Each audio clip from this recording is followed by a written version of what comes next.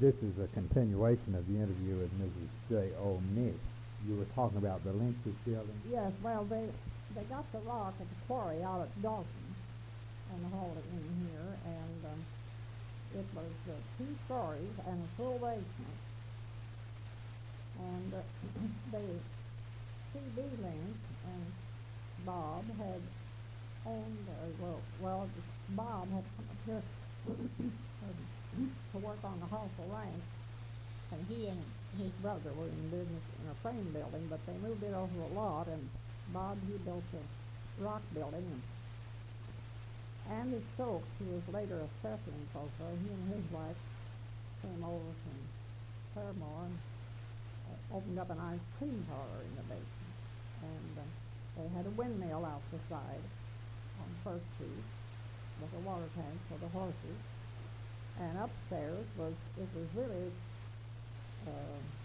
kind of like the civic center. So they had large meetings and all kinds of gatherings met up there in that upstairs. Had an outside entrance and had an outside entrance to the basement, and we had all kinds of everything from sewing machines to ribbon, and the people, the dealers in those days would go out with a wagon to the countryside among the Indians and the white settlers, and they'd haul organs and sewing machines to sell. They'd go out and just peddle them.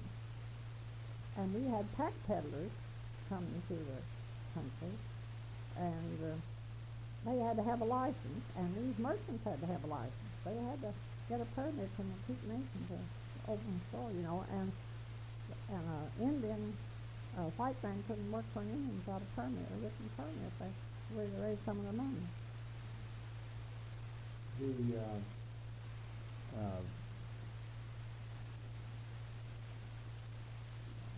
Could you tell a little about beyond now this first store, the Lynch store was the first store. Tell a little about what followed the Lynch store in the building of Tulsa. The next rock building was the Libby Barn. That's what it was called, a rock barn. They had badger fights and everything else there when they weren't. But they had lots of horses. What about the badger fights? Well, they advertised those, but they said in the paper, they said that leave your guns at home. And the Indians were great horse racers. They always had nice horse pulling. This man keeps walking back and forth. But anyway, the doctors and the people, affluent that could afford them, they brought in Kentucky bred horses. They had wonderful horses. And a pioneer cattleman later bought that rock building, and it was built in the beginning by Barry Hogan. And just after he sold it, he was boarding 30 fine horses down in the basement. And the fire marshal, Chief Alder, gave him some worn-out rubber holes to make treads on the ramp so that they could take the horses down the ramp. And they caught fire and burned up 30 of those fine horses. Tell a little about the badger fights. Well, I didn't see those. Oh, I know you did. I presume, though, that you have done some research on it. Well, not to any great extent. The next building was the cotton gin, and his first was a mill where a man out southeast had a lot of corn, and he had no way to grind it, so he established a corn grinding mill on out further on West First Street. And some enterprising man in the mill, he puts up a rig to have a bathhouse hooked up to the boiler, and the ladies could go during the week, but Saturday night was men's day, and they'd buy tickets for it. It was $4 for $1, I think. So. Can you tell me more about that? Well, then it was later made into flour mill, and of course later we had other mills, and we had the stockyards built, and the town developed. What about the paving? When did that begin to take place? What happened there? I don't know if they used Montgomery Ward catalogs and corn cobs for a long time, but I really just offhand start looking at my notes. I don't remember when the first paving went in, but it was here, some of it, when I came in 1910. But West Edison, I live close to Gilcrease now, and I still wasn't paved. But when I came down in 1910, the 1000 block on South Main was where my parents were living, and we had to walk out there, and we thought it was terribly far out, and the thing to see then was the New Midland Valley Depot, and we just walked all over town. My brother took me around, and then a farmer from Kansas came down on looked around South Peoria about 21st Street, and to visit his sister here, and he wanted to buy a farm, but he said 31st and South Peoria was just too far out. He wasn't interested. How did you use the Central Catalog? Did you use the Phil catalog? Well, the ladies, when they crossed the street, they'd tear the pages out, and they'd put it down and step, and then they'd put another one down and step to get across the street to the stores, because it was just very muddy. In fact, old Dr. Wilson, the first dentist here, he got as far as Tulsa from up the road, I believe it was Ocaleta. Anyway, he was up there, he was traveling through the country, had his dental equipment with him in his buggy, and he got here and he couldn't get any farther, so he had to stay to spring, so he never did leave. That kind of happened to Shadow and Tulsa. What was he going to? Oh, he was just hunting a location, and he was traveling around, but when he got this far, he couldn't make it any farther. It's too muddy. You think that's how Tulsa got settled? He couldn't get any money? As far as Dr. Wilson said, I interviewed him. See, I've interviewed a lot of these old pioneers. Is that how your printing plant got started? No, we came in on the railroad. Who are some of the people you interviewed? Oh, I don't know. It's a long list of them. I interviewed a lot of the Cherokees and the Osages, and Dr. Clinton and Dr. Wilson, the dentist, and the McBurney family, and then of course for this book I interviewed many. It took me a year, and I wrote from coast to coast. The Methodist Church didn't have a single photograph in their files when I started to write that book. I wrote to nursing homes and business places and bishops and all over the country. But down here in Tulsa, I've interviewed a lot of early photographers and a lot of the pioneer people. Heffelfingers and Lynches and Perryman and Mrs. Lindsay. I own Mrs. Lindsay's entire collection. The Memorial Association at Oklahoma City is considering buying it. And I get ready to sell it. Do you have any funny stories in your book that Well, I don't know right now. There's so much in it that I haven't thought about that before I came in. when do you have your book? Well, I hope to have it ready. Of course, I asked an extension of time. I hope to have it out this spring. I want to read my card and start when it comes out. I want to know if I don't get it. Well, I've had a lot of people, and a lot of the, you asked me about the porters were some other people I interviewed. You see, Bill Porter, he keeps nagging me why he said, we keep getting awful tired waiting on you on this. But his grandfather was a principal key for the case just before statehood. What's the funniest story you have? Oh, I just don't know. I can't think of any. Well, one was when I think I was a Catholic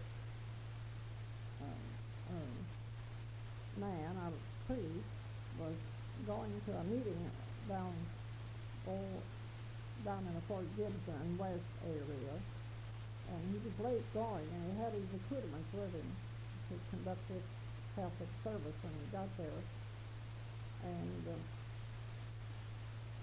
so they assigned the job of driving him over to the meeting to a little boy or youngster, and he was so worried about these accoutrements that he had, that somebody would waylay them and rob them, and he kept talking about it, and this lad said, "Don't worry, sir," he said, "there isn't a white man within 50 miles. In other words, the Indians wouldn't bother him.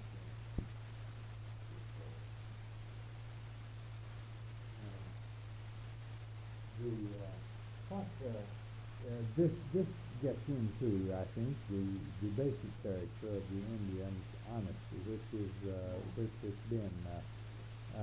Do you have any other examples that would portray the basic honesty that was attributed, and I assume correctly, to the tribal Indians? Can you think of any other stories along that line? Well, of course, it's the Indian agent always said that if an Indian gave his word, it was good. I mean, he always, even some of the hostile Creeks, which were the Upper Creeks, and created the Civil War, which drove the other Creeks out here. They always said if they gave their word, they kept. Do you have any personal examples, any personal experience that might deal in this area? You mean about honesty? Yes, or in any other area that might reflect the personality, character, or otherwise of the Indian. Well, this Lionel Lindsay that take to do a juvenile on, as I use my can't turn loose the collection right now. Her ambition was to go to college, the way to school. Of course, all the children showed ability. If it was possible, they were sent to the States to school. And I made a trip to North Missouri last fall and to see the college. So this cheap Indian orphan girl was sent to by the missionaries from Tallahassee Creek Mission School. And her ambition had always been to go to school and acquire an education and come back and help her people. And her father died at Fort Gibson in the Civil War, and her mother they called her a medicine woman. That was a misnomer as far as reality. She just went around when people were sick and used the herbs and the medicines at hand. She didn't intimate that she had any powers at all, not like the medicine men we hear about. And she died when Lana was about 13, so she was free to go to school, and she went to the Synodical College. I was up there and had the material from there, putting my book on her. And she graduated then from Hillsborough College in Ohio, and they didn't think a bachelor's degree should be given to a girl, and so they created a master's degree for her. Well, she came back. She married this man that built the Rock Building, this Colonel Livingston, known as Lila Denton, and she's in the Oklahoma Hall of Fame, by the way. And she probably did more than any other. I'm sure she did more than any Indian woman for the upbuilding of culture. She organized There was very few things that were organized because she didn't have a hand in them, from the Women's Christian Campus Union to the Indian Women's Club to the civic affairs to the welfare. Getting a matron appointed, and her allotment, 40 acres of it, was down here in southwest Tulsa, about 89 blocks from here. And then she had the other part of her allotment. An Indian could take their allotment. They could have 40 acres for a homestead, which they couldn't sell, and then the rest of it they could take somewhere else. And her others were out at where the Keystone Lake is now, on the Cimarron.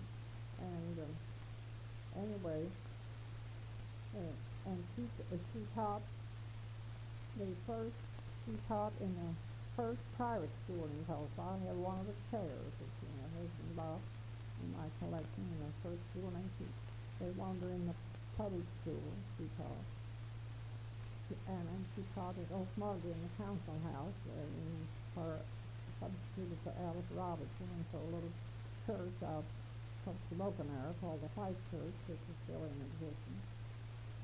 And she's kin to the Perryman in the 40s. Is she in No, she died in 46. She was a personal friend of mine. And I purchased her material. I tried to keep everything in Oklahoma of hers. I purchased one from the man in Oklahoma, a whole bunch. And then I've acquired others from different estates where they had letters and so forth. But that's just typical of, she was an outstanding woman in that way. Her father was a Cherokee and mother was a Creek, and of course the children always went on the rolls of their mother. All the time did. I mean, it was a matriarchal line. How did you become interested in writing? Oh, I started writing, I did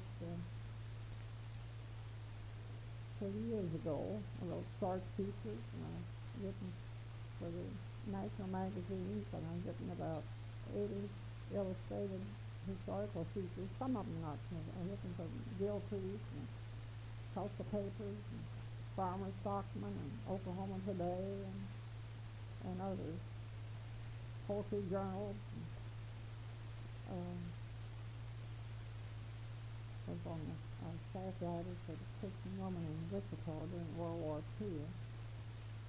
Because my husband was ill for 2 years, and I run the shop. My son was in the submarine service, so I've had a pretty active career. Now, what books have you have published? You mentioned you have your message stories, you have your run-on website. But my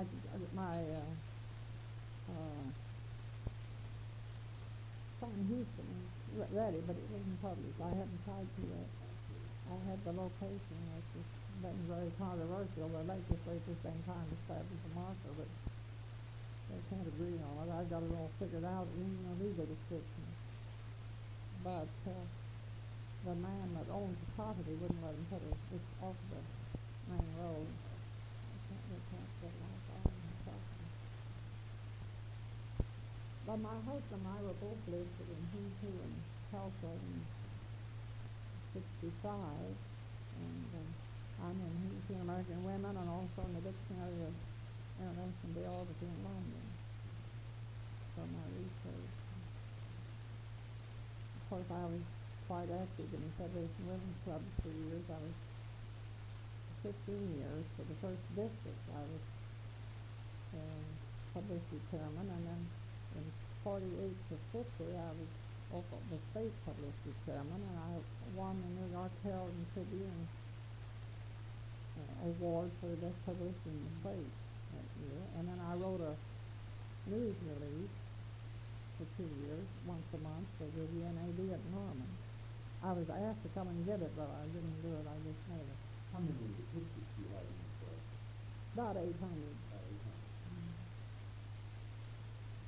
And I have we have a nice library. My husband's library and mine are different. Mine's Southwest and Indians, and his is the World Wars and the generals and the presidents. How many, your husband died? About a year and a half ago. I have one son and one daughter, and 8 great-grandchildren. 8 great-grandchildren. Mm-hmm. How many of you sisters will be in your Well, of course, that'd be up pretty much to the editor, but I hope about 500 or something like that or so. That what same thing? On my step, she has a problem. Not talking about a family, yeah, just on the vision, you know.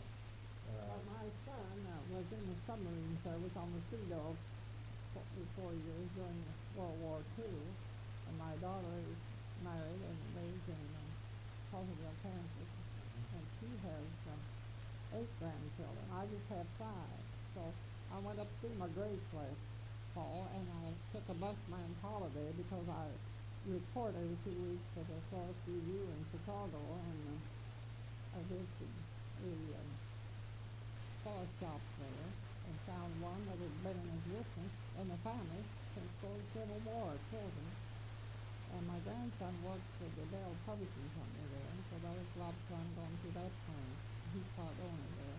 And then I went to St. Louis, and I went down to the Mississippi River to visit where Lewis and Clark came back, replica of their canoes there when they came back from Lewis Clark expedition, and the old Soto mansion and the fur trading post where they stored their fur.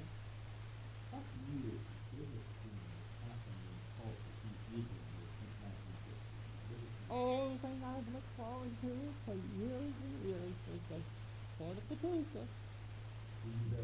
Oh, I know. It was such a big crowd, and I knew I'd have to walk so far. So my son took me out early the next morning because I wanted to view it and take some pictures and see the the boat.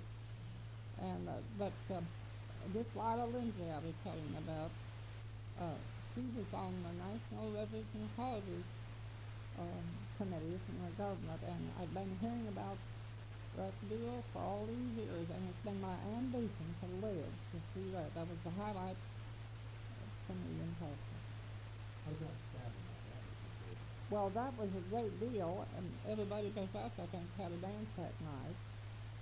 But when I was visiting, and everybody was pulling their coffee cup and getting ready to have a dance. That really was something because, of course, when I first came to Tulsa, I had this daughter was 2 years old, and we had to save the ice chips from the ice box to bathe the babies in, It was so muddy, and of course we had to see the Creek Indians were out here to find springs, and I had these 3 springs which people, after the Indians left there, people sold bottled water. A man bought up that spring, 3 springs. Town thing that trading for it now, and so everybody bought bottled water, 5-gallon jugs. How about the oil? You were here in the field of the big oil company. Glen Pool. You weren't here when Glen Pool covered. No, I was here in Canton, and I might tell you a little odd thing that happened when the city service was building their big building down here. I knew that they bought the ground where there had been an old gas well. So I got in touch with them and told them it was there and they better watch out for it. So they sent a man down to my office and he said, "Could you locate it?" And I said, "Well, I know the people's name who lived within a certain few feet of it, and you get your abstract out." So anyway, I located it within 50 feet, and that's why it was carried on the United Press. But they kept me informed every few days as to how far down they were when they hit the first top of the wooden plug. It was just an old, almost decayed plug, and they placed it in down by 500 feet. And then when the Oklahoma Natural bought this place on West 3rd Street for the build that big heating and cooling unit. I called for them, they bought a cemetery, the first house was cemetery. So they, next day, they, in the legal news, they had, if anybody had graves there, they would be careful and rebury them, and they buried some things.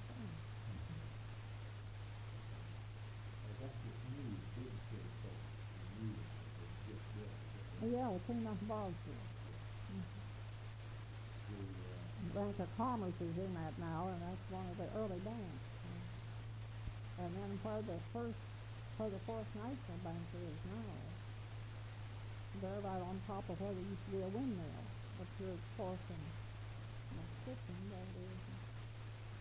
Well, I think it's some of the other things.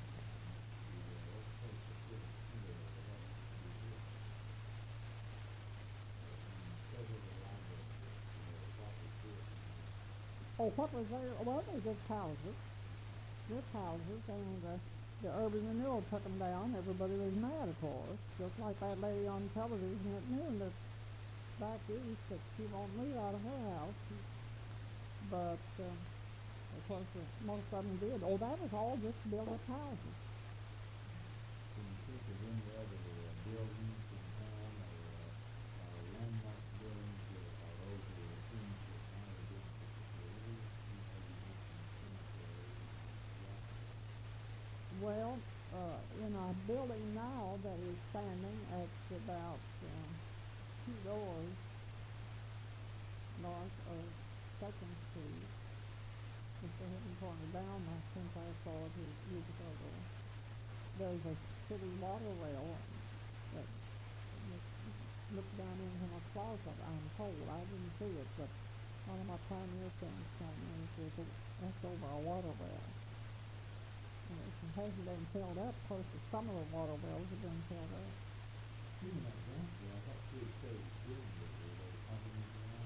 Oh no, they plugged it up, but it wasn't well plugged. It just had an old piece of board in it. And in the early days, when that thing was first opened up, everybody around kind of knew about it, but I don't think anybody, not everybody either, but several did. But they had a pipe on it with a tin can over it, and when people would be coming to town, they'd take them down there to show them and take the can off and turn the valve and light it, scared right there. It was quite a deal. And somebody coming in from the Osage saw that one night, and they thought the town was on fire. You've given me a lot of your let's take some of the leaders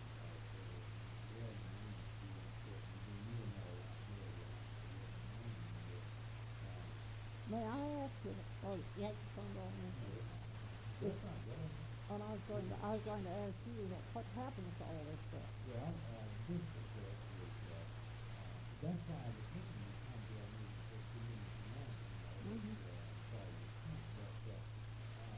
Of course, one thing is that, of course, this is good research material for the future, all of us at home. That maybe we use in many years, we have a contract. But I'm afraid it's a new deposit. Your comments are decided in the your consistent policy, but in addition, we're in the audio visual area where we're putting together programs, and I have this one, which is called Paving, tonight, and this starts. Is that the one with Barrel Ford pictures? This one has Barrel Ford pictures, and it starts between but the real key to this, I'm going to turn this off for transfer. I didn't know in place, but I knew that was making them things that were much of it. I've been places where it was, but I didn't know in place. We are among the leaders in Tulsa, so you can think you know personally pretty well. Oh, I knew the name of it. I could tell you that. Just as you knew everything, just you might think that. Well, I knew them when they had the little store down on 1st Street. That was the first thing. Tell about the first round. Well, when I first stopped there, they had the little basket fishing they first put the money in and pulled a little string, and then went up to Upper Regent on where he gets his change. And it just had all kinds of merchandise, you know, but all this it was on one floor. I mean, piece goods, you know, dress goods, and of course they were in business up until just about this last year. They've been in business. I knew Lorella real well. She was died about 2 months ago. Who else among you are you a leader of culture? You know any of the oil families?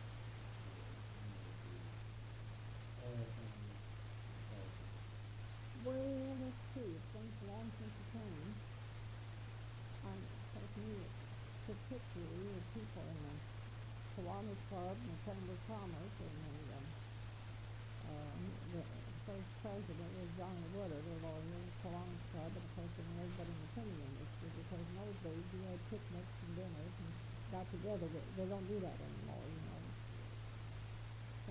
What about those people who were leaders in building the culture? Who stand up for you? Dr. Fred Clinton.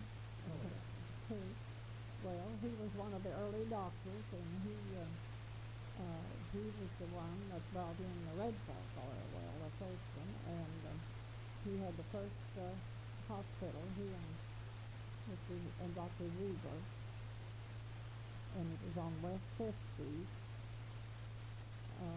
about Lawton, where the road turn went down towards the bridge. Of course, that's all changed now. I did a feature story on that and had a picture of it. Paper quite a few years ago. And he built the first fireproof building. I believe it was at that Fifth in Boston. They moved the house off and down at 16th in Denver, and when they were tearing it down, I did a story on that. I wrote about this. There's several stories, probably 8 or 9 stories. Can you talk about him as a personality? Yes, he is a large man, very imposing, and he was very busy. He was at one of the railroad positions here, and he married a lady from Georgia. She passed away, and his second wife, Beulah, she's still living in Texas. And he was a brother of Mrs. Jim McBurney, whose husband was one of the first bankers in Bank of Commerce here. And he was also, McBurney was the director of pictures in my book. And Dr. Clinton was very prominent in all civic affairs. And when they had wrecks and catastrophes, he'd work day and night with them. And then here, had one thing here in Papapa, a very bad wreck. And the hospital, of course, we just had little frame hospitals, you know. What other individuals? Oh,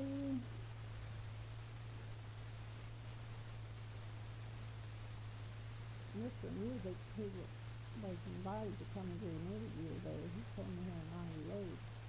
He owns the Denver Village up here. He's a prescription man, has a drugstore, and he had done a lot of research and remembers it all. And he was taken care of part of the time when he was a little boy by this Lila Lindsay, this missionary teacher. And he recorded lots of the cultural history, and he's been in the drugstore. He was in the old early cycle drugstore here. And early on, he was a kid like, he worked on the ranch. He said sometime he rode a horse to a race event down around Broken Arrow, I think, and his horse won, and it was loaned to him by the man he worked for, and after it won the race, before he got home, somebody stole it.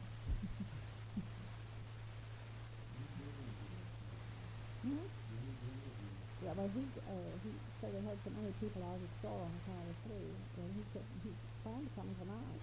That's what Dorothy told me. Well, of course, you know about Charlie Border. I've known him since the year one.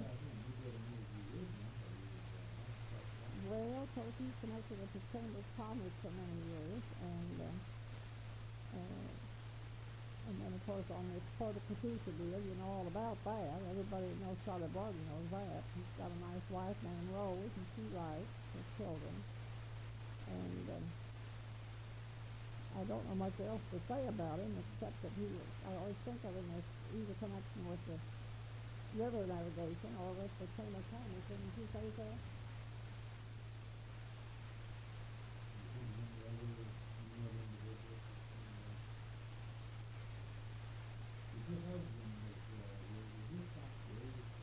Well, he's one of the oldest. It wasn't the oldest one.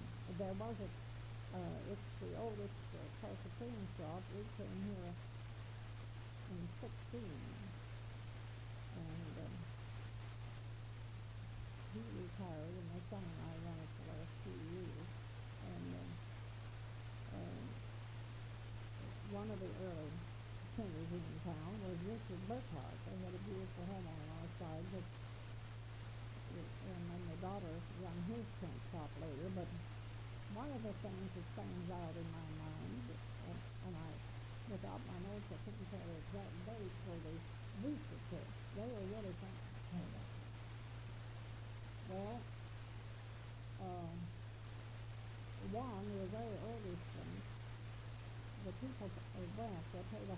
They got a private car, and they had a printing press in it, and they printed their news sheets along the way. They got in Chicago, and they got on the floor with a band in the Board of Trade, and they had to stop the trade. They couldn't carry on.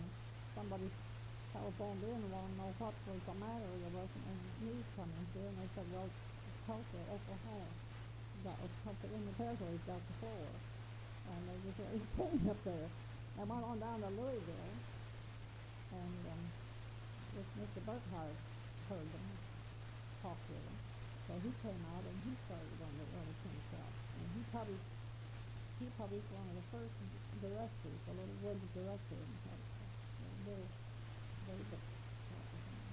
My understanding at the time they stopped the board of trade, that Will Rogers was there, and that he had. Well, no, I didn't have that in my notes, but it could be. I got it. But we had several. We had more than one. That's right. No, but it was the one where New York called.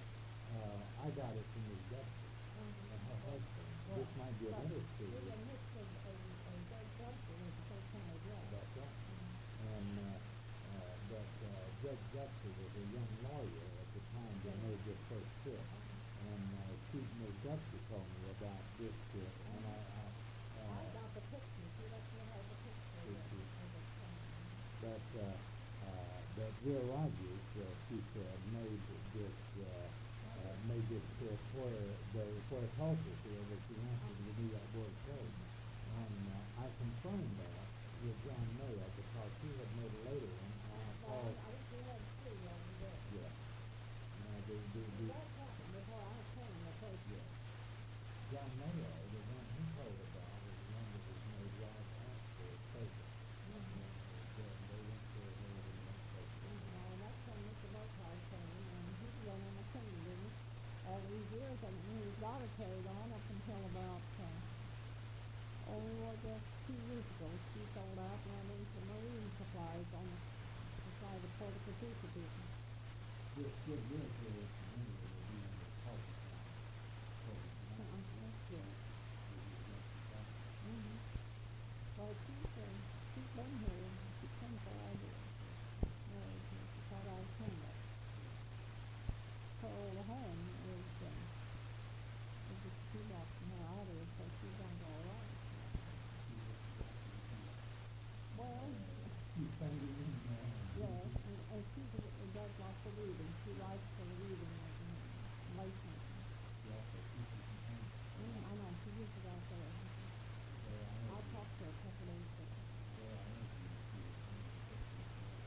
I know, she took that painting course, and I finished painting deal that was started by demonstration. You've had a good interview. You. Well, I don't know. You have to do your best. Well, one of the other prisoners in the town, Jimmy Cocker, was represented the printing industry on the national board for a number of years. My husband was president of the Tulsa Printers Association, and my son was. Now they that office is in Oklahoma City. So I was very well acquainted with all the printers and the printing industry. Anything else? It's been a wonderful interview, Miss Misch. And this, yes, this interview is J.O. I want to be sure it's correct. J.O. Julius Option Misch. And we are looking forward to your book coming out.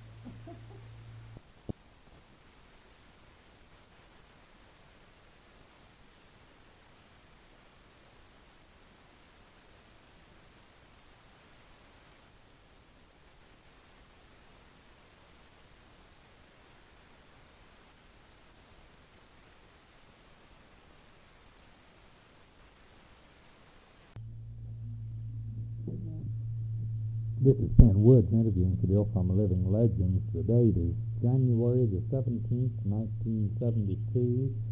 We're in Tulsa at the the Tulsa Historical Society area at the Tulsa City County Libraries, and I'm visiting with Mrs. J.O. Misch. I want to get that, R. Fannie, Fannie, B. Brownlee Misch, and Misch is spelled M-I-S-C-H.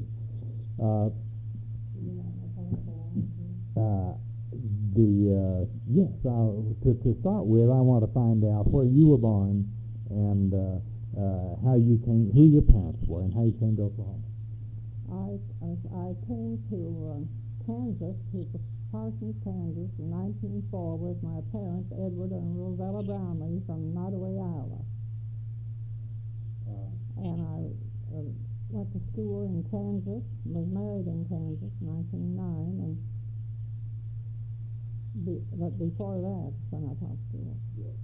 Well, now you taught school in the Panhandle of Oklahoma, Panhandle of Texas and in Kansas. Yeah, Texas and Kansas. South Mound, Kansas, and Clarendon, Texas. Your first book that you wrote, we'll be talking a little about the book you've written and what you're writing now, but the first book you wrote was dealt with teaching in the Panhandle of Texas.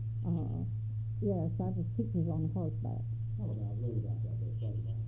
Well, it started out very recently in Iowa, and then as a young woman, and then into Kansas, where I taught school, and then we decided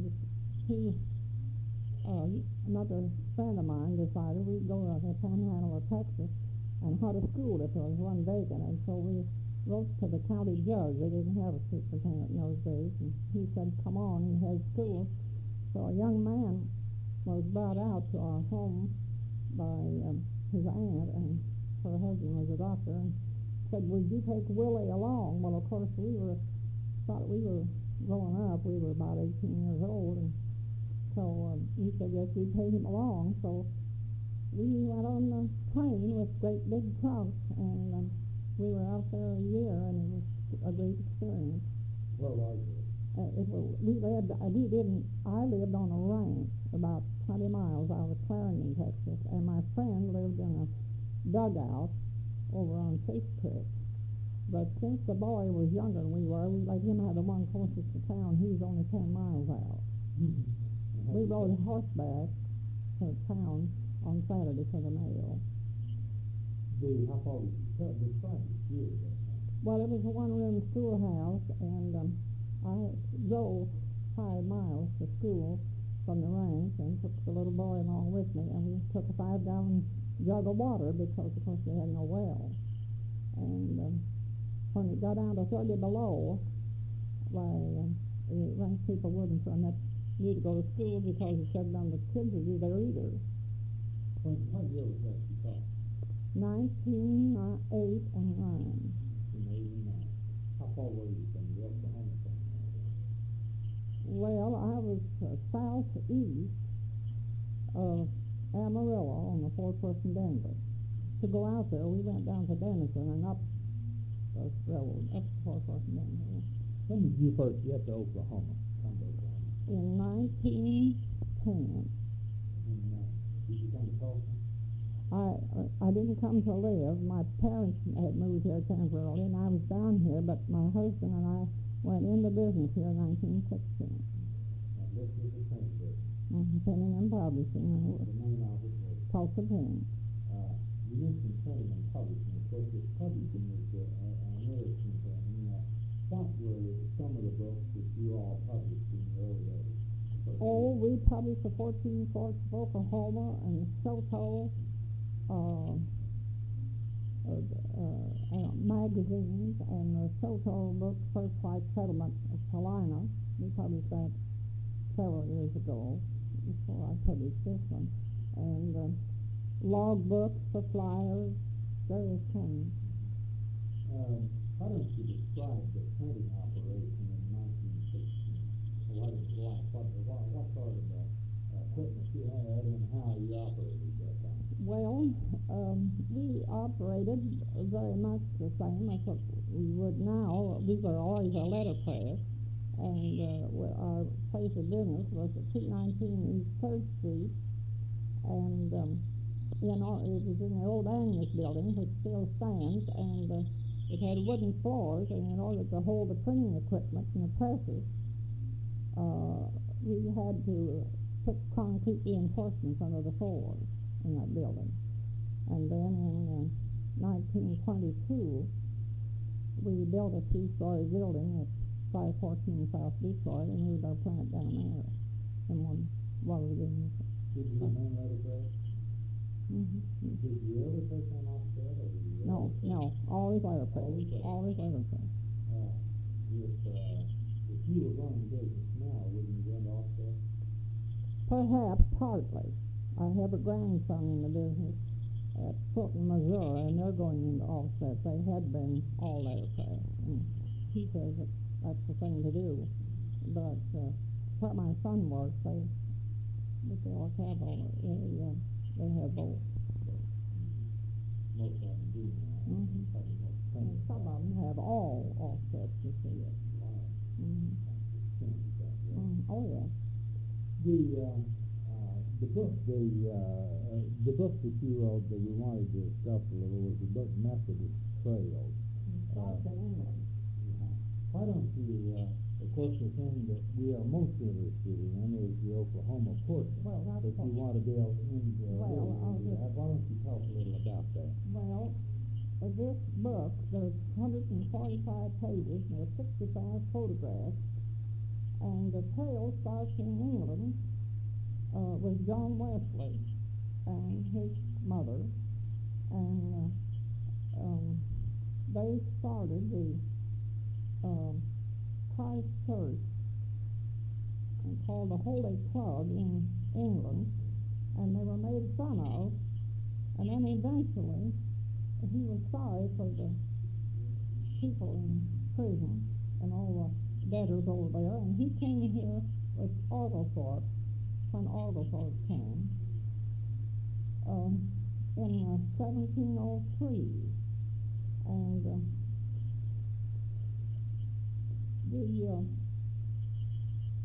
George Whitefield came with them, but Wesley didn't stay indefinitely, and they went back to England,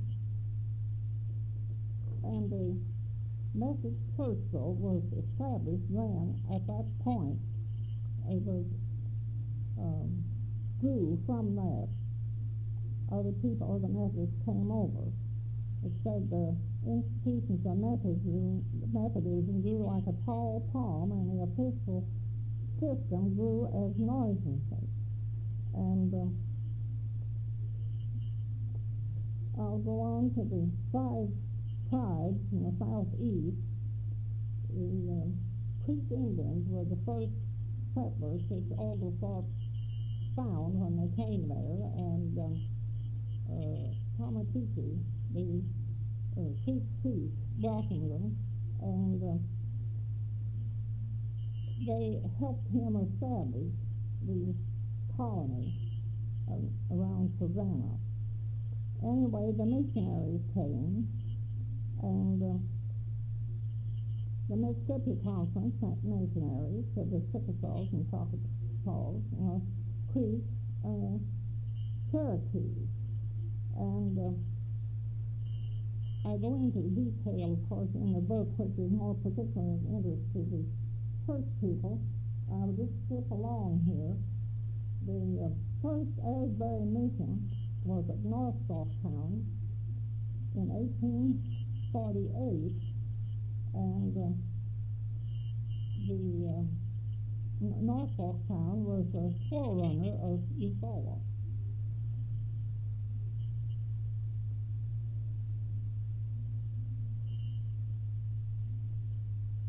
When the Methodist trails reached Tulsa, it was in 1886, and a conference of Methodism was held at Topeka, Kansas in 85, October the 20th, 22, and it was a momentous occasion for Tulsa, Creek Nation Indian Territory. And at that time, Tulsa and Red Fork were added as new mission fields, as well as were Red Rock, Bartlesville, Red Jacket, Concord, Otto, and call agencies. Church stations already working were one church and parsonage at Wyandotte, stations at Snow Creek and one at Panther Creek, Sunday schools at these churches, and stations with Sunday schools only, total seven. In December 1886, the first Methodist Episcopal Church was organized in Tulsatown, and this was the first church ever built in Tulsa. There was a Presbyterian mission was erected, and church services held there several years prior to that, about 1883, I believe, or 84, and but this church was organized with just a few Indians present, and Legis Perryman was the principal chief of the Creek Indians in this area at that time, and he was very cooperative. In fact, he paid $10 for occupancy right to the ground which the little church was built on, would be on North Main Street between Chairman and the Katy Railroad track, which at that time was called Duluth. The streets there are Brady, Chairman, and Duluth, and run alphabetically north. And it soon outgrew that location, and a location south. What is the relationship, incidentally, of Legis Perryman to Mr. Perryman? We met. It's his grandfather, and he raised Homer. That's Homer. Homer's father was killed in this accident. Well, anyhow, the congregation decided, part of them, they split up. Some remained on the north side of town, the others came on the hill south of the railroad, which was at the northeast corner of Boulder and 50th. And at that time,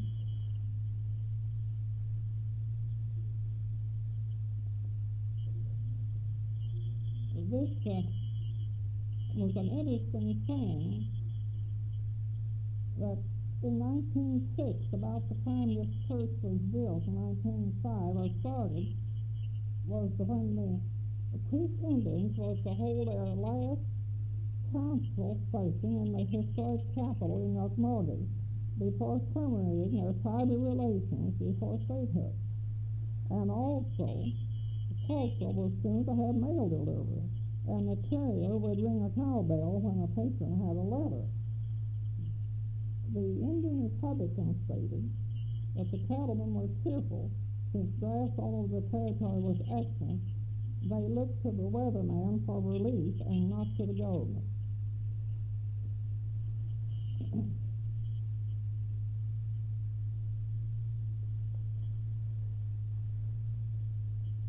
When Reverend Abel came to occupy the church on April the 7th, 1917, the Boston Avenue Church was to be invited to combine services during pastors and vacations. And 4 days after this board meeting on April the 6th, war was declared by President Woodrow Wilson. Tulsa County was swiftly mobilized. Captain LaRue opened a recruiting camp on the southeast corner of 4th and South Main, a vacant lot, later to be known as Liberty Square, where bombs were sold. Now, we're getting into the area where you are here. You came here in 1916. Okay. Tell us about Reverend Abel, Dr. J.W. Abel. Tell us, not reading, but I just want you to tell about this person. Well, he was known as the fighting pastor because he was out doing other things besides just church work. He cooperated. He belonged to the Kiwanis Club, and he soon saw that the church building, which he was then preaching, was going to have to be enlarged, which was impossible in that location, or else build farther out. And they bought a lot at 6th and Boulder, which is now the Court Arcade building. It was purchased by Mr. Aronson, who is a trustee of this library. Yes, And anyway... Why don't you tell us, I'm trying to get away from the book, more informal. I will go back to the book, though. Why don't you talk a little about what it was like at the time? Give us a little bit, in your own words and thoughts, of the tenor of thinking at the beginning of World War I. You were here. Well, there was 500 boy reserves which were mobilized to work on the farms to relieve the boys, the soldiers, and the services. And they had a big revival last year, and 500 new people joined the church in that little church. Do you attribute any of that to the feeling, the war feeling, or kind of the... I think it was the expanding population, and between the groundbreaking and the entering of the new church location, a tragedy struck in Tulsa. Just at supper time on a pressed evening, the race riot was started. Did you see any of that? I didn't tell about my cellar. I lived pretty close. Yeah, that's why it ought to be recorded, you know. About supper time on a pleasant evening, May 31st, this Asbury racial war started, when 2 carloads of legal men stopped by the courthouse to, reportedly, they said, to release a prisoner in the top floor of the courthouse. And they were all armed with shotguns. And it was just at the time that some of the stores were closing. It's very quiet over town. Some of the stores had closed. Well, of course, the citizens, white citizens, quickly armed. They broke into all the stores, took out all the ammunition, guns, hardware of all kinds, and the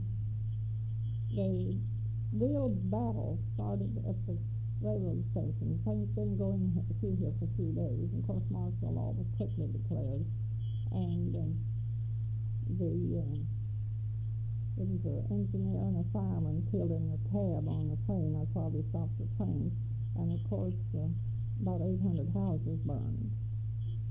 And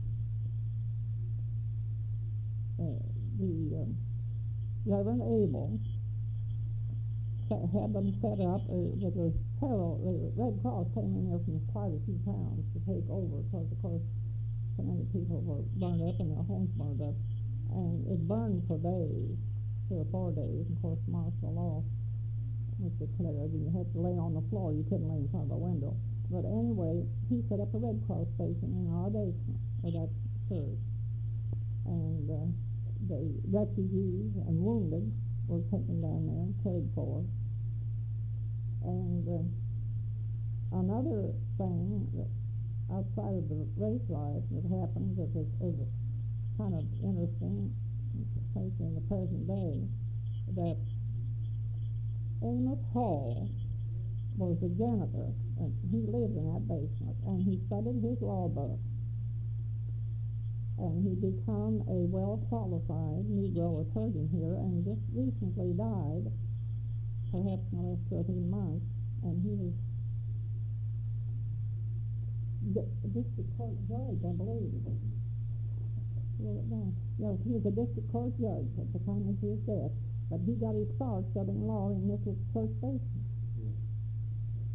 And anyway, when the new church was started at 11th and Boulder, and we had this,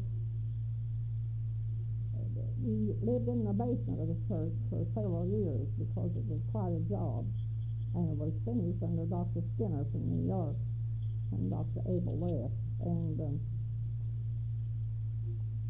when they marched down on that day,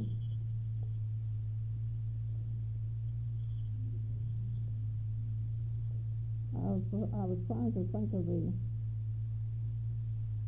oh yes, in this basement of this little church, they also, Reverend Abel had a Boy Scout meet in there. He did all sorts of things. And then in the race riot, he and our assistant pastor got on boxes in the street and shouted and begged and pled for quiet, and the same. And anyway,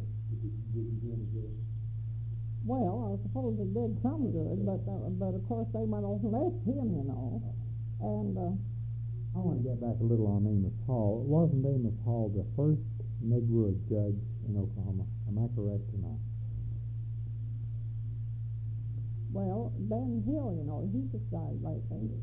And he was a legislator. He was a legislator. But wasn't Hall the first? Well, I'm not sure about that. He's the first one I remember about. You knew him, I talked to him on the phone when I wrote this book. Oh, but I didn't. Not well acquainted. I wasn't well acquainted with him, but a friend of mine was his court reporter. He lives in Chicago, but she works over here. And anyway, the 2 rooms in this lower level auditorium, this little church, seated 1,600. And I was going to say that when this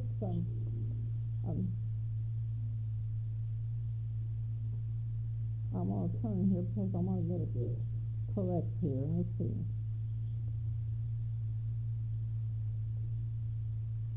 It's about the war.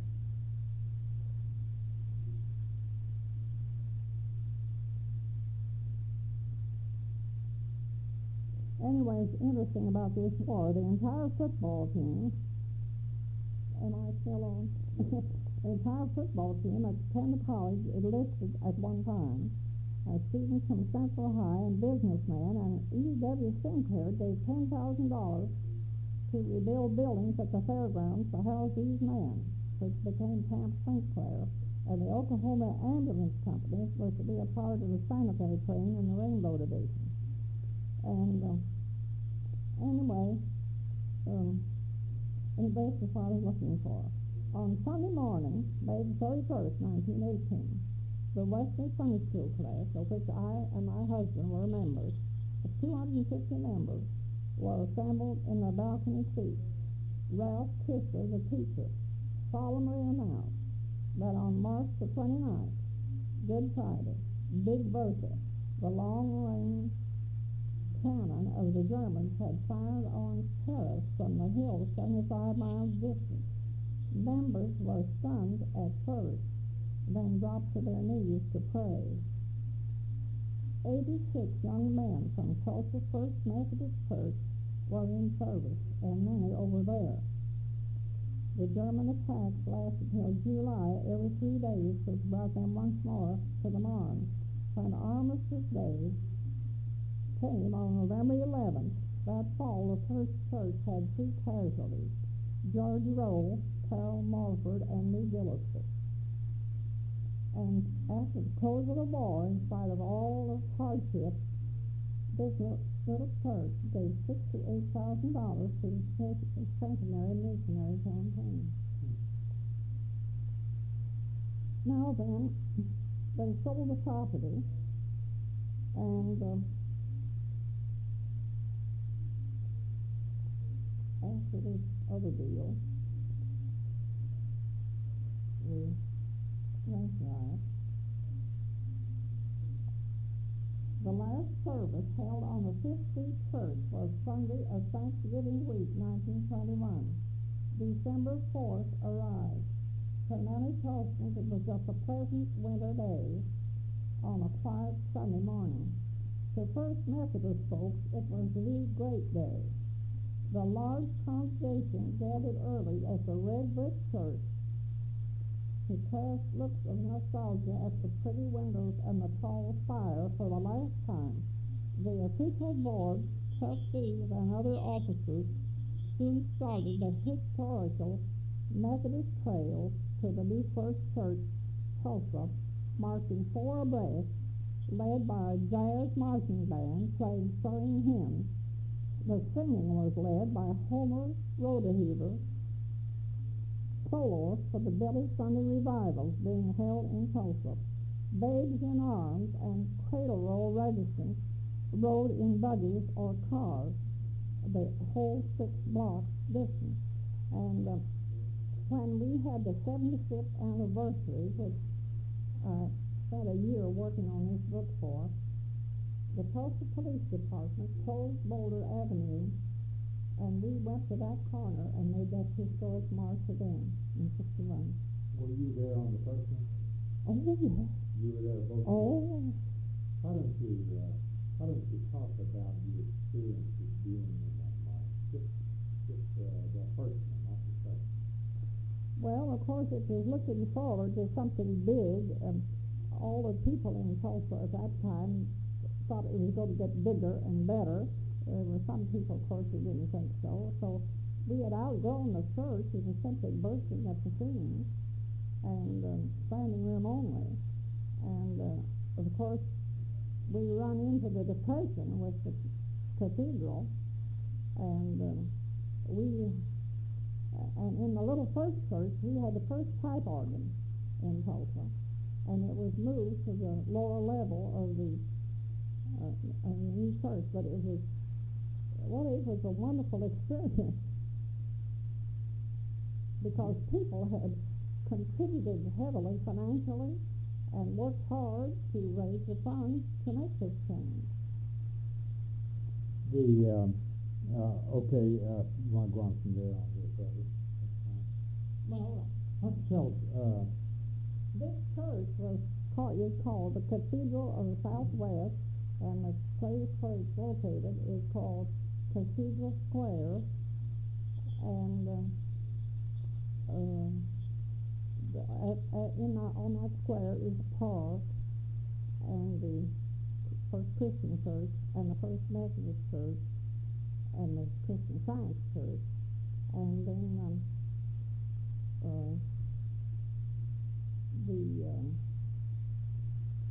you see, the First Methodist Episcopal Church that was established here,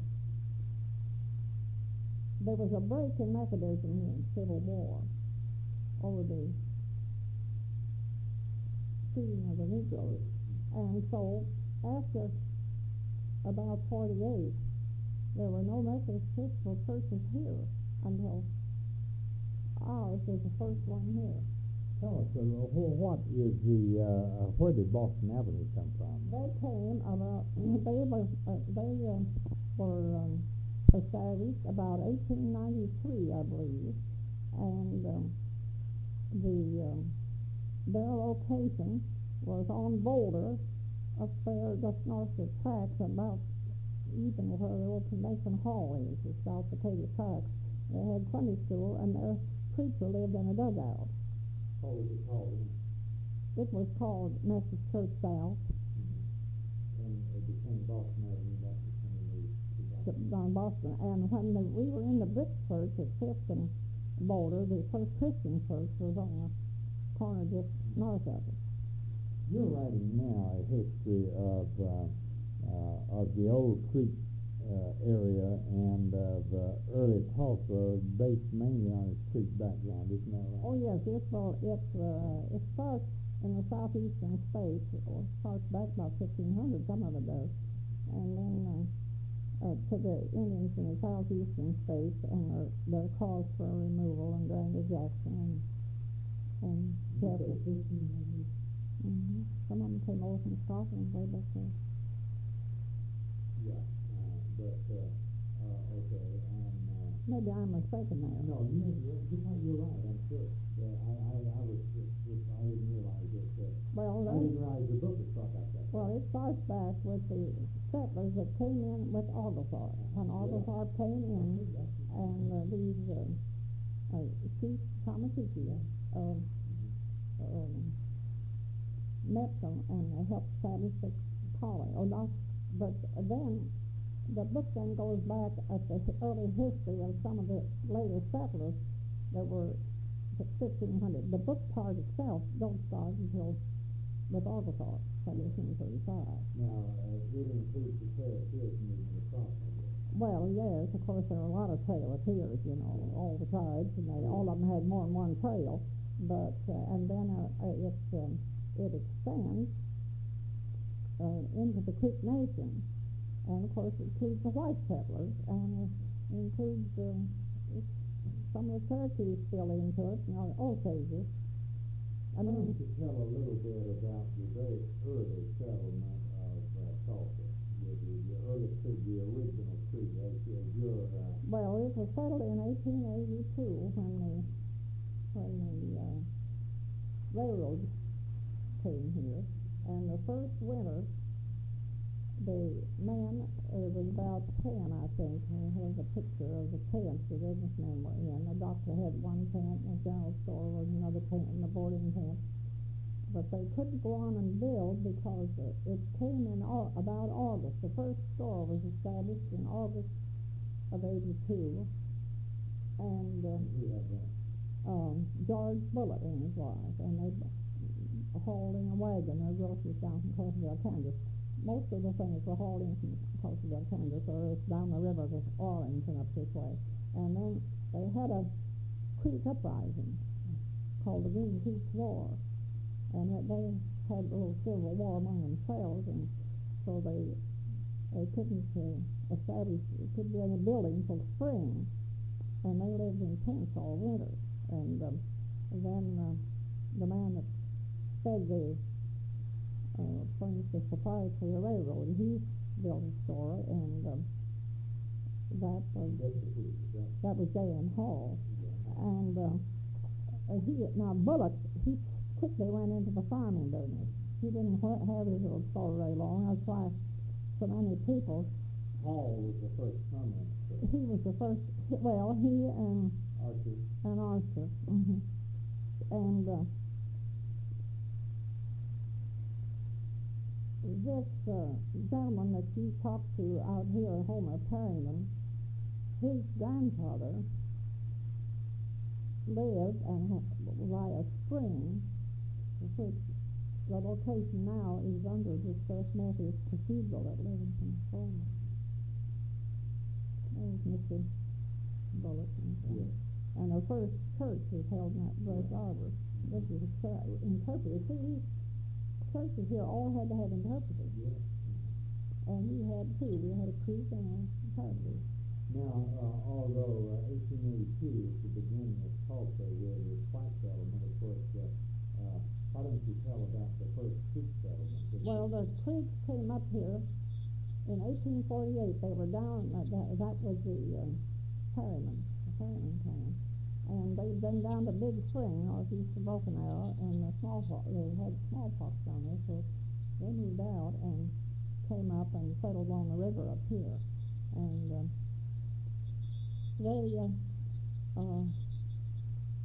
was the early Presbyterian mission established among the creeks at Coweta, and they established a branch of that mission on this Tulsa Council ground site, which the city is about to acquire a whole block with the council old, and in 48. So there was a branch Presbyterian church here that early. That is, I don't know if there was a church building, but they probably held it under Brother Arbor or in the home. And Reverend Loomis, who was called the Christian commander at Fort Gibson, had been a missionary at the time. He was the one who made that statement in his Kings and Union Territory that they had this Presbyterian mission established here in 48. But of course they came up to this council ground and had their council meetings right after 28, because the first creeks came out here in 28. They left at Georgia in 27 and arrived here in February. How did you become interested in the creek? Well, of course it's a creek town, and we always knew it was. And there were creeks all around us. And I have lots of Indian friends. I have Osages and Creeks and Cherokee friends. And like I said in the introduction to my book, you couldn't exclude some of the other tribes out of the history of the Creek. It'd be like writing a genealogical tree and leaving out all the in-laws. Actually, what's now Tulsa is part Creek now, and part Cherokee. And also, we spell over north. Yes, you see, the Cherokee line is right up here, fifth and North Main. And I have friends that I interviewed, and I knew their mother before she died, and they had a 10-story brick house, and they were Cherokees. And they cooked on the Creek side of the house and slept on the Cherokee side, right on the line. You said a 10-story brick house? A 10-room, I meant. I'm sorry. Right. So that's all right. Mm-hmm. 10 rooms, and it's red brick, and it was just burned down about last year when some tramps got in and set the fire. I understand that the old hall and Archie's store was just recently built. Isn't that right? No. The first permanent building. This was this permanent building that was torn down about a year or so ago. Oh, you're thinking about the rock building at first? Well, that was built by Bob Lynch.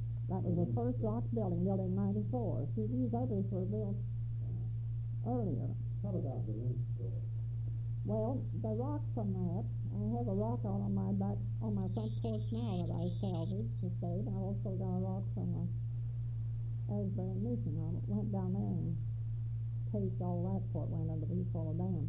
But anyway, the Lynch building was built by Colonel L.D. Lindsay. He was a captain in the Ohio Cavalry, and he came in the South Country. He went to Birmingham, and he came out here, did a lot of construction in this area, and that was his first building he built in Tulsa. And the Lynches had a frame building, and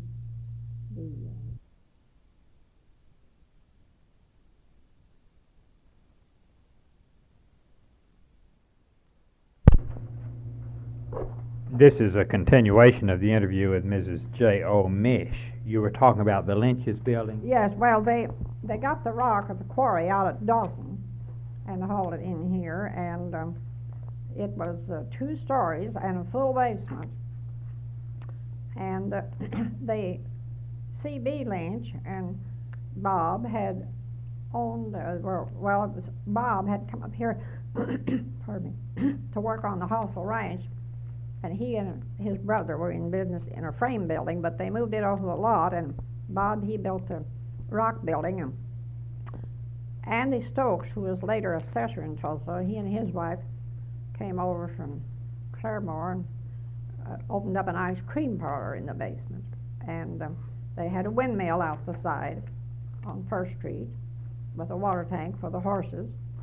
And upstairs was really kind of like the Tulsa Civic Center. It's where they had lodge meetings and all kinds of gatherings met up there in that upstairs. It had an outside entrance, and it had an outside entrance to the basement. And it had all kinds of everything from sewing machines to ribbon. And the people, the dealers in those days, would go out with a wagon into the countryside among the Indians and the white settlers, and they'd haul organs and sewing machines to sell. They'd go out and just peddle them. And we had pack peddlers coming through the country, and they had to have a license, and these merchants had to have a license. They had to get a permit from the Creek Nation to open a store, and an Indian, a white man couldn't work for an Indian without a permit, a written permit. That's the way they raised some of their money.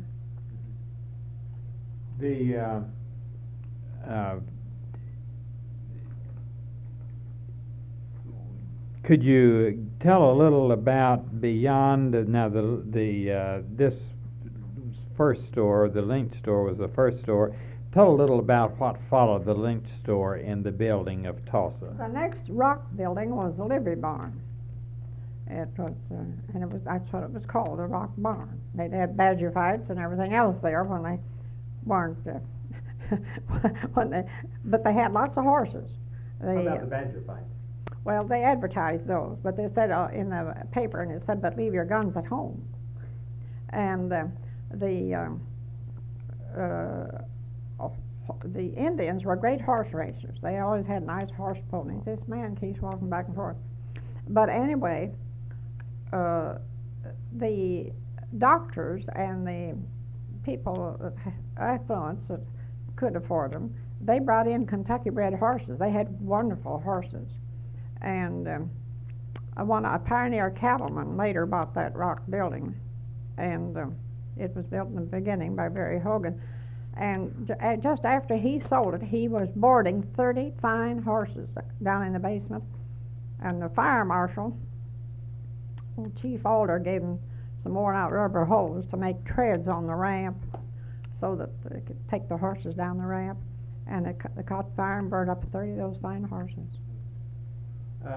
Tell a little about the badger fights. Well, I didn't see those. No, I know you didn't. I presume, though, that you have done some research on that. Well, not to any great extent. The next building, that was the cotton gin, and his first was a mill where a man out southeast had a lot of corn, and he had no way to grind it, so he established a corn grinding mill on out further on West First Street. And some enterprising man in the mill, he hooked up a rig to have a bathhouse hooked up to the boiler, and the ladies could go during the week, but Saturday night was Men's Day, and they buy tickets for it. Got $4 for $1, I think. Can you tell any more about that or describe it? Well, then it was later made into a flour mill, and of course later we had other mills, and we had stockyards built, and the town developed. Mm-hmm. What about the paving of the town? When did that begin to take place, and what happened there? I don't know. They used Montgomery Ward catalogs and corn cobs for a long time, but I really just offhand, without looking at my notes, I don't remember when the first paving went in, but it was here, some of it, when I came in 1910. But West Edison, I live close to Gilcrease now, and out there wasn't paved. But when I came down in 1910, the 1000 block on South Main was where my parents were living, and we had to walk out there, and we thought it was terribly far out, and the thing to see then was the new Midland Valley Depot, and we just walked all over town. My brother took me around, and then a farmer from Kansas came down on South looked around South Peoria, about 31st Street, and he used to visit his sister here, and he wanted to buy a farm, but he said 31st and South Peoria was just too far out. He wasn't interested. How did they use Montgomery Ward catalog? Did they use the full catalog, or did they... Well, the ladies, when they crossed the street, they'd tear the pages out, and they'd put it down and step, and then they'd put another one down and step to get across the street to the stores, because it was just very muddy. In fact, old Dr. Wilson, the first dentist here, he got as far as Tulsa from up the road, I believe it was Oshaleta. Anyway, he was up there, he was traveling through the country, had his dental equipment with him in his buggy, and he got here and he couldn't get any farther, so he had to stay till spring, so he never did leave. That's how he happened to settle in Tulsa? Mm-hmm. Where was he going to? Oh, he was just hunting a location, and he was traveling around, but he got this far, he couldn't make it any farther, it was too muddy. You think that's how Tulsa got settled? He couldn't get any further? Couldn't get any further. That's why Dr. Wilson stayed. I interviewed him. See, I've interviewed a lot of these old pioneers. Is that how your printing plant got started? No, we came in on the railroad. Who are some of the people you interviewed? Oh, I don't know. It's a long list of them. I've interviewed a lot of the Cherokees and the Osages, and in the area of Tulsa history, who are some of the people you interviewed? Oh, Dr. Clinton and Dr. Wilson, the dentist, and the McBurney family, and then of course for this book I interviewed many. It took me a year, and I wrote from coast to coast. The Methodist Church didn't have a single photograph in their files when I started to write that book. I wrote to nursing homes and business places and bishops and all over the country. But down here in Tulsa, I've interviewed a lot of early photographers and a lot of the pioneer people. Heffelfingers and Lynches and Perrymans and Mrs. Lindsay. I own Mrs. Lindsay's entire collection. The Memorial Association at Oklahoma City is considering buying it when I get ready to sell it. Do you have any funny stories in your book that are going to come out? You can think of it. Well, I don't know right now. There's so much in it that I hadn't thought about that before I came in. When do you hope to have your book out? Well, I hope to have it ready. Of course, I asked for an extension of time. I hope to have it out in the spring. I want to leave you my card, because when it comes out, I want to know, because I want to buy one, and I also am going to get you to autograph it. Oh, well, I've had a lot of people, and a lot of the, you asked me about the Porters were some other people I interviewed. You see, Bill Porter, he keeps nagging me. He says, we Creeks are getting awful tired waiting on you on that. But his grandfather was a principal chief of the Creeks just before statehood. What's the funniest story you have in your book? To you. Oh, I just don't know. I can't think of any. There must be something funny in it. Well, one was when I think I was a Catholic man, a priest, was going to a meeting down in the Fort Gibson and West area, and he was late going, and he had his accoutrements with him to conduct this Catholic service when he got there, and so they assigned the job of driving him over to the meeting to a little boy or youngster, and he was so worried about these accoutrements that he had that somebody would waylay them and rob them, and he kept talking about it, and this lad said, "Don't worry, sir," he said, "there isn't a white man within 50 miles. In other words, the Indians wouldn't bother him. Yeah, that's a good story.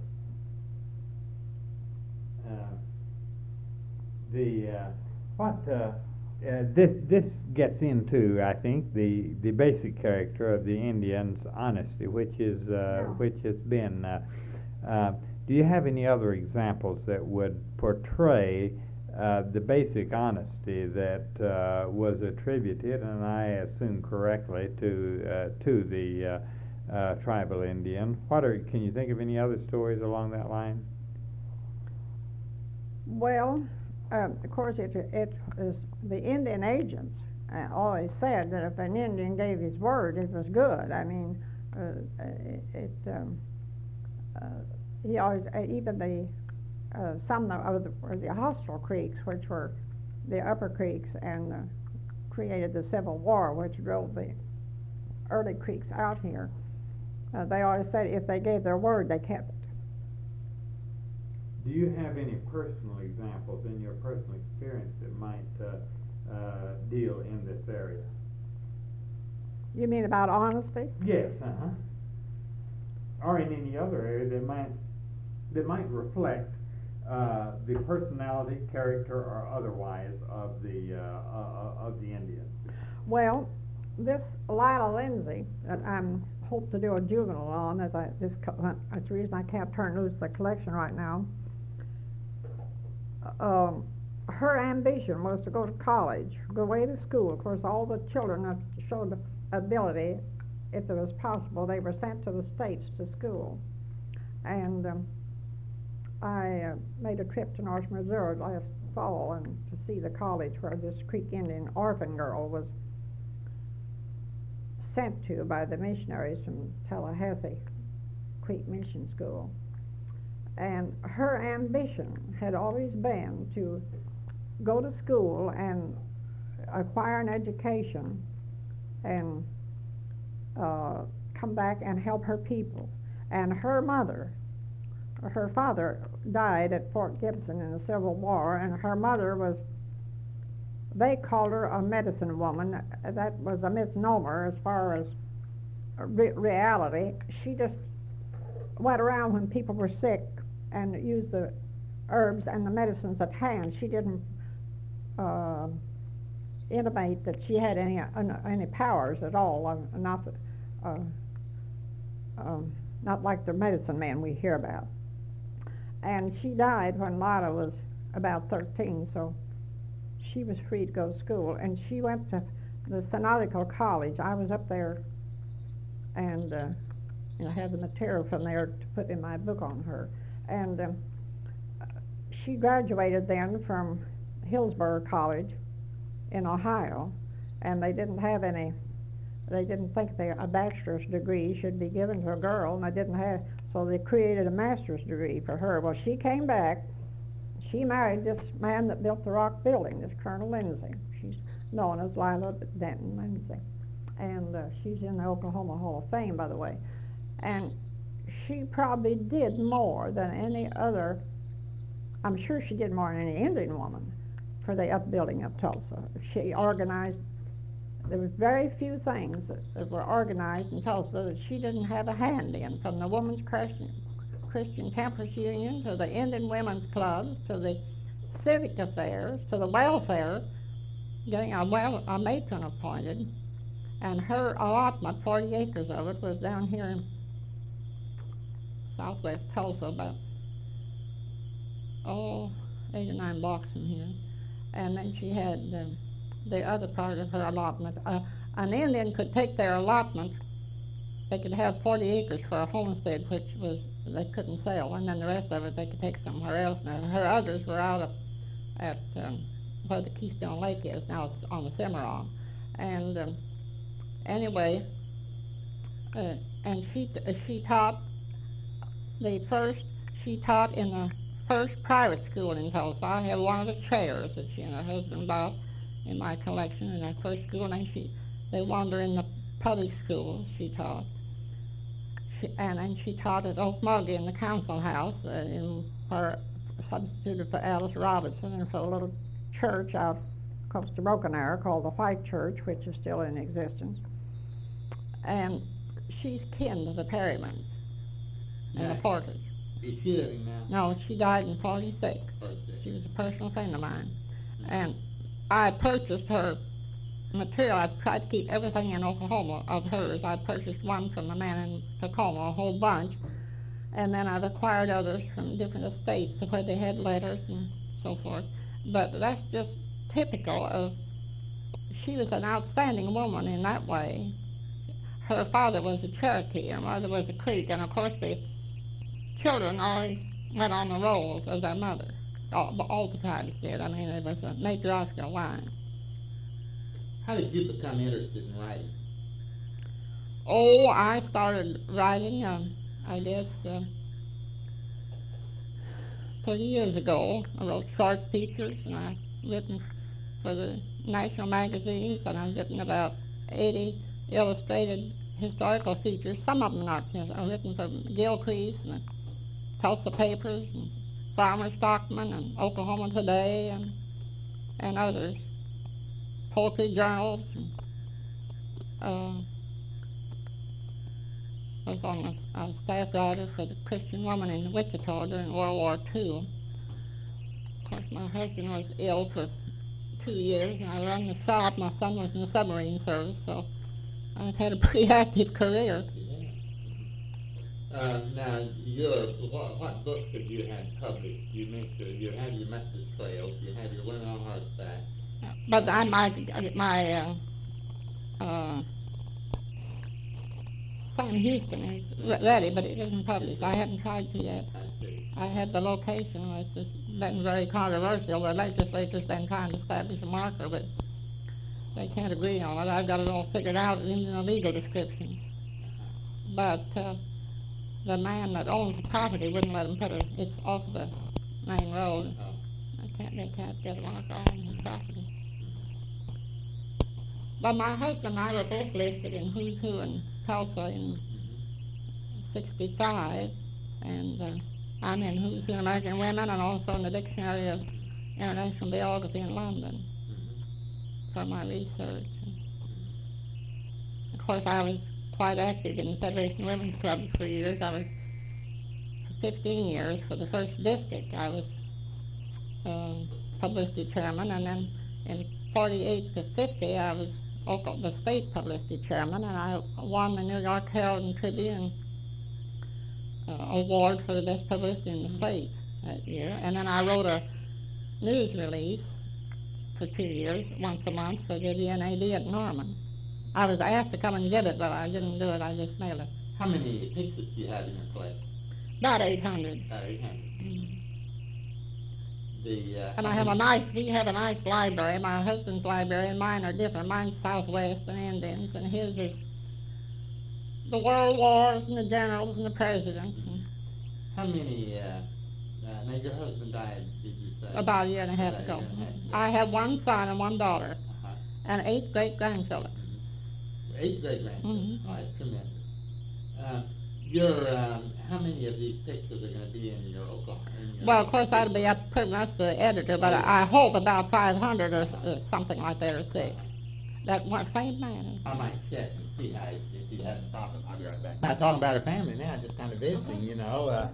Well, my son was in the submarine service on the Sea Dog for 4 years during World War II, and my daughter is married and lives in Coulterville, Kansas, and she has 8 grandchildren. I just have 5. So I went up to see my greats last fall, and I took a busman's holiday because I report every 2 weeks for the Forest Review in Chicago, and I visited the forest shops there and found one that had been in existence in the family since the Civil War at Fulton.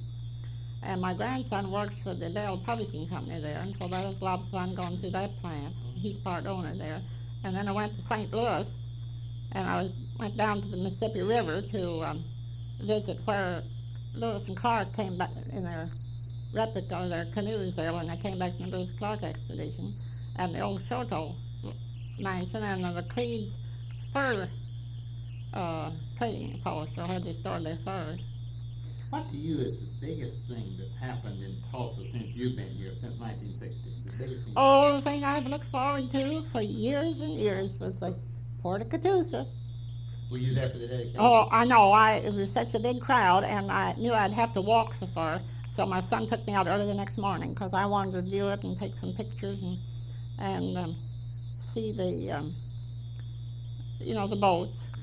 And this Lila Lindsay I was telling you about, she was on the National Rivers and Harbors committee from the government, and I've been hearing about that deal for all these years, and it's been my ambition to live to see that. That was the highlight for me in Tulsa. What about Spavinaw? That was a big... Well, that was a great deal, and everybody but us, I think, had a dance that night. But I went out visiting, and everybody was pulling their carpets up and getting ready to have a dance. That really was something because, of course, when I first came to Tulsa, I had this daughter was 2 years old, and we had to save the ice drips from the ice box to bathe the babies in, you know. It was so muddy, and of course we had to see the Creek Indians were out here by Sand Springs, and they had these 3 springs which people, after the Indians left there, people sold bottled water. A man bought up that spring. There were 3 springs. The town's named after it. Paving's over it now. And so everybody bought bottled water, 5-gallon jugs. What about the oil? You were here during the period that the big oil companies Glen Poole. You weren't here when Glen Poole was discovered, though. No, I was here in 10, and I might tell you a little odd thing that happened when the city service was building their big building down here. I knew that they bought the ground where there had been an old gas well. So I got in touch with them and told them it was there and they better watch out for it. So they sent a man down to my office and he said, "Could you locate it?" And I said, "Well, I know the people's name who lived within a certain few feet of it if you get your abstract out." So anyway, I located within 50 feet, and that story was carried on the United Press, but they kept me informed every few days as to how far down they were when they hit the first top of the wooden plug. It was just an old, almost decayed plug, and they cased it in down by 500 feet. And then when the Oklahoma Natural bought this place on West 3rd Street build that big heating and cooling unit, I called and told them they'd bought a cemetery, the first Tulsa cemetery. So next day, in the legal news, if anybody had graves there, they would be careful and rebury them, and they buried some at Sand Springs. That's this new big city service, the new one that they've just built, is that right? Yeah, it came down from Barnesville. Yes. Mm-hmm. The Bank of Commerce is in that now, and that's one of the early banks. And then where the First National Bank is now, they're right on top of where there used to be a windmill up here at 4th and 5th and Boulder, isn't it? Well, let's think of some of the other things and what used to be there. Let's take the Civic Center area, what used to be here. Say where the library is today. What was here, do you know? Oh, what was there? Well, they're just houses. Just houses. And the urban renewal took them down. Everybody was mad, of course, just like that lady on television at noon that back east that she won't move out of her house. But of course, most of them did. Oh, that was all just built-up houses. Mm-hmm. Can you think of any other buildings in town or landmark buildings that are over things that might have been particular interest? You know, you mentioned the cemetery and the gas well. Well, in a building now that is standing at about 2 doors north of 2nd Street, if they haven't torn it down since I saw it a week or so ago, there's a city water well that you can look down in from a closet, I'm told. I didn't see it, but one of my pioneer friends told me that that's over a water well. And it hasn't been filled up. Of course, some of the water wells have been filled up. Speaking of that gas well, what's city service doing with it? Are they pumping anything out of it?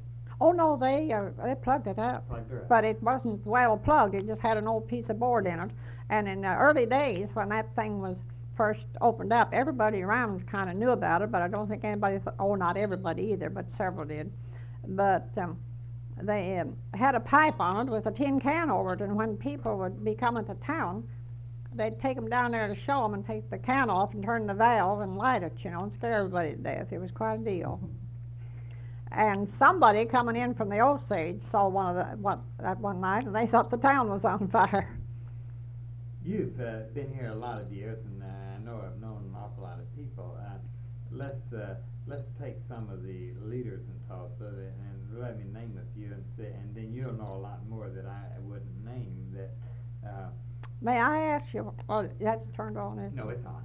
Go ahead and name. Well, I was going to ask you, well, what happens to all this stuff? Well, this, of course, is that's why I was hoping you'd come to our meeting tonight. You know, which I'm sorry you can't. But of course, one thing is that of course this is good research material for the future all over Oklahoma. See, this that may be used in many years hence. You know, you never can tell.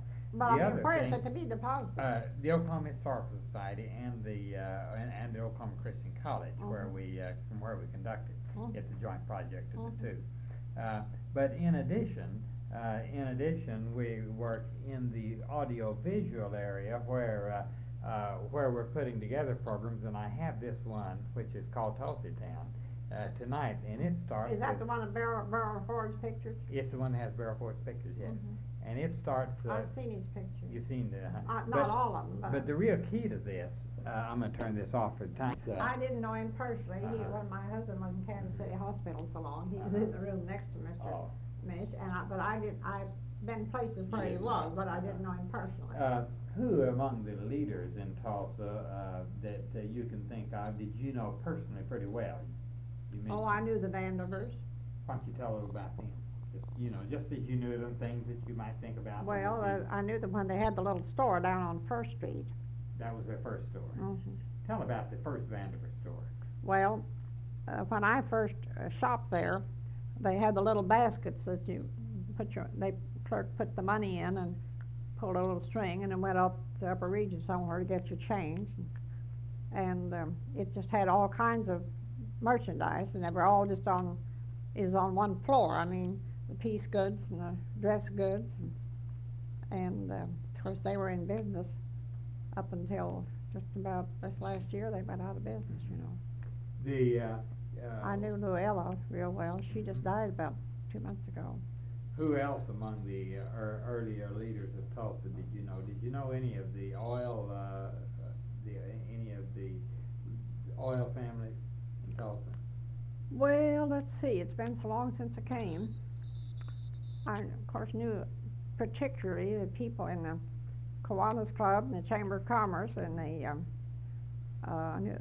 first president was Johnny Woodard, a lawyer, the Kiwanis Club, and of course I knew everybody in the printing industry, because in those days we had picnics and dinners and got together. They don't do that anymore, you know. Yes. Things have changed. What about of those people that you knew who were leaders in the building of Tulsa? Who stand out to you as Dr. Fred Clinton. Tell about him. Creek. Well, he was one of the early doctors, and he was the one that brought in the Red Fork oil well, the first one, and he had the first hospital. He and Dr. Ziegler, and it was on West 5th Street, about Lawton, where the road turn went down towards the bridge. Of course, that's all changed now. And I did a feature story on that, and it had a picture of it in the paper quite a few years ago. Yes, and he built the first fireproof building. I believe it was at about 5th and Boston. They moved a house off and down at 16th and Denver, and when they were tearing it down, I did a story on that and wrote about this. There were several stories, probably 8 or 9 stories.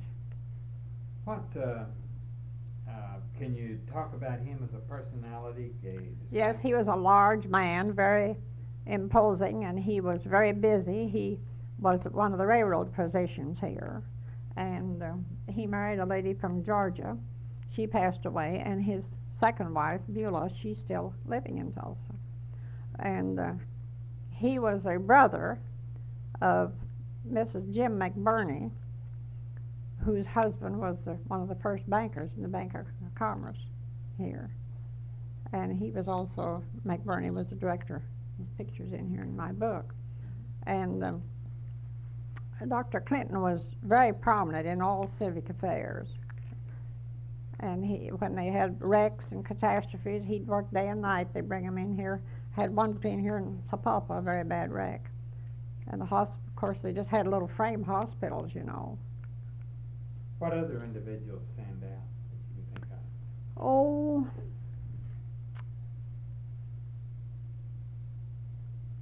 Mr. Music, who was invited to come and give an interview today, he came here in '98. He owns the Denver Village up here. He's a prescription man. It was a drugstore.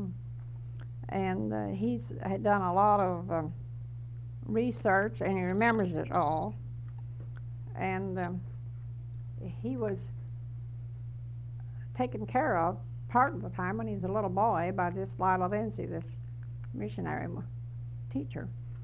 And he has recorded lots of the Tulsa history, and he's been in the drugstore. He was in the old early Shackle drugstore here. And earlier when he was a kid, he worked on a ranch. He said one time he rode a horse to a race event down around Broken Arrow, I think, and his horse won, and it was loaned to him by the man he worked for, and after it won the race, before he got home, somebody stole it. We need to interview Mr. Music, don't we? Hmm? We need to interview Mr. Yeah, but he said they had so many people out of the store on account of the flu that he couldn't. He planned to come tonight, perhaps. Yeah. That's what Dorothy told me. Can you think of any other individuals? Well, of course, you know about Charlie Border. I've known him since the year Well, one. not about him. We did an interview with him, but why don't you talk about him? Well, of course, he's connected with the Chamber of Commerce for many years, and then, of course, on this Port of Catoosa deal, you know all about that. Everybody that knows Charlie Border knows that. He's got a nice wife named Rose, and she writes for children. And I don't know much else to say about him, except that I always think of him as either connection with the river navigation or with the Chamber of Commerce. Wouldn't you say so? Do you think of any other individuals who stand out? Was your husband was your shop the oldest shop? It was one of the oldest. It wasn't the oldest one. There was it's the oldest Tulsa printing shop. We came here in '16, and he retired, and my son and I run it the last few years. And one of the early printers here in town was Richard Burkhart. They had a beautiful home on the north side, and then the daughter run his print shop later. But one of the things that stands out in my mind, and without my notes, I couldn't tell the exact dates, were the booster trips. They were really something. Tell about those. Well, one of the very earliest ones, the people went. They paid $100. They got a private car, and they had a printing press in it, and they printed little news sheets along the way. They got into Chicago, and they got on the floor with a band in the Board of Trade, and they stopped the trade. They couldn't carry on. Somebody telephoned in and wanted to know what was the matter. There wasn't any news coming through, and they said, well, Tulsa, Oklahoma, Tulsa in the territory's got the floor, and they just raised Cain up there. They went on down to Louisville, and this Mr. Burkhart heard them, talked with them, so he came out and he started one of the early print shops, and he published one of the first directories, a little Woods directory in Tulsa, a little bitty day book type of thing. My understanding on the time they stopped the Board of Trade that Will Rogers was with them, and that he had. Well, no, I didn't have that in my You notes, didn't? but it could be. I got it from. Well, we had several. We Yeah. had more than one. That's right. No, but it was the one where New York called. I got it from Ms. Gubsher and her husband. This might be of interest to see, you. and Judge Gubsher was the first county judge. That's right. Uh-huh. And but Judge Gubser was a young lawyer at the time they Yes. made this first trip, Uh-huh. and Ms. Gubser told me about this trip, and I got the picture. She let me have the picture of Did she? the train. Uh-huh. But Will Rogers, she said, made this trip where Tulsa's here was the answer to the New York Board of Trade, and I confirmed that with John Mayo because he had made a later one, and I called. I think we had 3 altogether. Yes. Now See, that happened before I came the first. Yes. John Mayo, the one he told about was the one that was made right after statehood. That's the one they went to Louisville and a bunch of places on it. Well, that's when Mr. Burkhardt came, and he was in the printing business all these years, and his daughter carried on up until about, I guess 2 years ago. She sold out and went into the marine supplies on the supply the Port of Catoosa people. This Goodwill tour, incidentally, will be in this Tulsa Town program tonight. Oh, that's good. With Ms. Guts who tell me that. Mm-hmm. Well, she's been here. She came before I did. Yes. Married here. She taught out of Kendall. Yes. Her old home is just a few blocks from where I live. Of course, she's down to Oral Roberts now. And she's just as active as you are. In Well, her area. She's painting and yes, painting, and she does lots of weaving. She Yes. writes for the weaving magazines, lace making. but she also teaches and paints a lot. I know, she teaches out there. And the day I I interviewed talked to her a couple of days ago. the day I interviewed her, she had painted a picture that day. I know, she took a painting course, and that famous painting deal was started by Bennett Cerf, you know. You think of anything else? We've had a good interview with you. Well, no, I think that's about all. Told us everything you know. Well, I don't know. The rest will be in your book. Well, one of the other printers here in town, Jimmy Cockrell, represented the printing industry on the national board for a number of years. My husband was president of the Tulsa Printers Association, and my son was. Now that office has been moved to Oklahoma City, I believe. But I was very well acquainted with all the printers in the printing industry. You think of anything else? No, I think that's all. Well, it's been a wonderful interview with Ms. Misch. Well, And I think I better this, get down to my car. well, yes, this interview, Ms. J.O., I want to be sure it's correct, J.O. Julius Alson. Julius Obson Misch. And we are looking forward to your book Well, coming out.